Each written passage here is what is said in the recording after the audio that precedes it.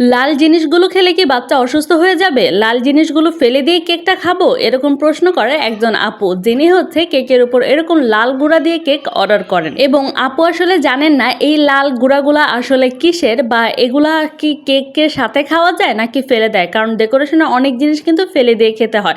তখন আমরা আপুকে বুঝিয়ে বলি যে আপু, এটা কেক, শুধু এটা লাল কালার কেক, লাল রং ব্যবহার করা হয়েছে, এটা খেতে পারবেন, এটা কোনো সমস্যা হবে না, আপনার বাচ্চারও কোনো সমস্যা হবে না এবং আপনারও সমস্যা হবে না।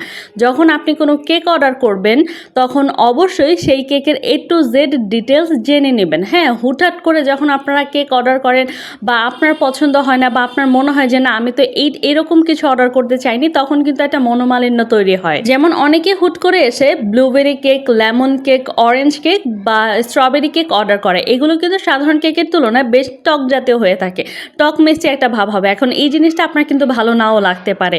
আর আপনি যখন অর্ডারই করবেন তখন ছোট একটা কাপ কেক বা ছোট কেক অর্ডার করে দেখবেন যে আসলে এই কেকটা আমার টেস্টের সাথে যায় কিনা, এই কেকটা আমার পরিবার পছন্দ করে কিনা, তারপর অর্ডার করবেন। আপনি আপনার জন্মদিন বা বিয়ের জন্য কেক নিতে চান, তো সেই ক্ষেত্রে ছোট ছোট কেক কিন্তু অবশ্যই টেস্ট করতে পারেন। যেমন আমাদের পেজে আপনি যদি চান যে আপনি 5টা ফ্লেভার একসাথে টেস্ট করবেন, তাহলে 500 ml বা 250 ml এর কেক অর্ডার করবেন এবং টেস্ট করে দেখবেন কোনটা ভালো লাগে, তারপরে সেটার বড় কেক অর্ডার করবেন।